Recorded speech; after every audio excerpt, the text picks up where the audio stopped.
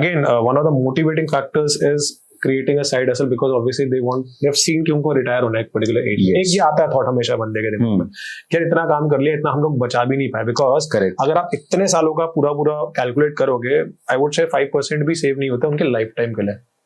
हाँ, क्योंकि जैसे जैसे उनका सैलरी बढ़ता है ना, उनका लाइफस्टाइल बढ़ता रहता है, उनको पीयर प्रेशर में बढ़ाना पड़ता है. राइट. सो एक्चुअली वो कमाई से ज्यादा खर्चा कर रहे होते हैं हर टाइम. और आज की डेट में आप देखो एक बार, नोएडा, गुड़गांव, दिल्ली, अगर आप किसी भी मेट्रो सिटी में रहते हो, एक अच्छा 3 BHK जो कि एक डिसेंट फैमिली को चाहिए, अगर आप खाली हस्बैंड वाइफ और 2 बच्चे भी हो, तो 1.5 से 2 करोड़ का है.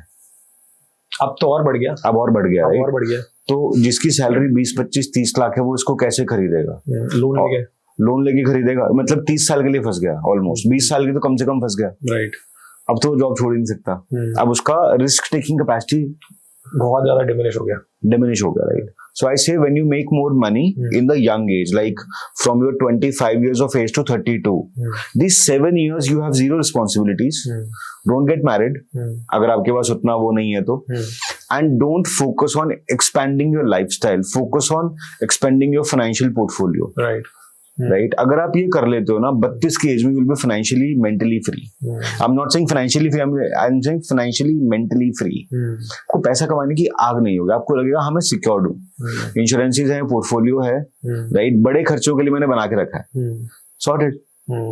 राइट. एंड आई थिंक ये पोर्टफोलियो इतना हो सकता है कि आपको 35 की एज में अच्छा 2 करोड़ 1.5-2 करोड़ का घर कैश डाउन दिलवा सकता है. या फिर अगर आप लोन भी लोगे तो आपको पता है मेरे पास बैकअप है. Correct. Will not fall. Yeah. Right. Yeah. So I think this entire conversations with a lot of people on LinkedIn during this sabbatical time made me think about them. Sabbatical was which year? This was 2018 mid. Okay. Right. So साथ what I did, I went on YouTube. I picked up all the major channels: Mind Valley, Evercoach, Impact Theory, Think School. Right. All these channels. And I think I watched around 1000 GB worth of data. Oh. On YouTube. Okay. But this 6 months was not like कि मैं खाली data देख रहा हूँ और कर रहा हूँ. I used to sit like a student, taking notes. मेरे पास इतनी डायरीज भरी हुई हैं. Okay. I still go back to them when I need to read, right? And I understood किस टाइप के YouTube channels हो सकते हैं, किस टाइप का content हो सकता है, right? And मैं आज भी Netflix का मतलब डेली का 1-1.5 घंटा मेरा Netflix पे होता है. What do you watch there? I watch majorly things like US politics based documentaries. जैसे अभी मैं वो देख रहा हूँ Designated Survivor, right? It's about all US politics. आपका इंग्लिश बहुत पॉलिश होता है. आपको कंटेंट की समझ आती है, हुक्स कहाँ पे हैं, सस्पेंस कहाँ बन रहा है. If you are able to gauge it, अगर आप एक कंटेंट में जाना चाहते हो तो आपको बहुत सीखने को मिलेगा. सूट्स है. Suits again is a huge season. Suits बहुत एडिक्टिव है. 140 सीजन्स. आई थिंक मैं पहला बंदा था लिंक्डइन पे जिसने इन चीजों के बारे में लिखना स्टार्ट किया था. That okay 10 entrepreneurship lessons from suits. The first post went viral like 7 lakh views. I'm like ये क्या हो रहा है, right? And then I saw के लोग ना आपसे आपके प्रोफेशन पे नहीं जुड़ते हैं. They will find a common interest outside your profession, which was suits. So suits fan जुड़ने लगे.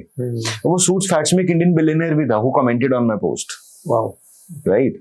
तो ऐसे ही करके फिर मैंने वो देखा house of cards. Again similar US politics. House of cards पे भी सेम सीन गया. देन अंडरकवर बिलियनियर केम, अनदर डिस्कवरी पे आया था सीरीज. It went again. मैंने कहा ये चल रहा है, right? So we actually I was doing learning series with a live streaming platform. तो वहां पे हमने यही किया, blockbuster learnings. Wow. So we used to pick micro videos from these series and teach them what is content marketing. Right. So suits में एक छोटा सा पीस है जहाँ पे माइक रेचल को बता रहा होता है अपनी डेटिंग ऐप पे अपना ऐसे कैसे लिखना है. अच्छा. He's explaining her how to write your about summary basically.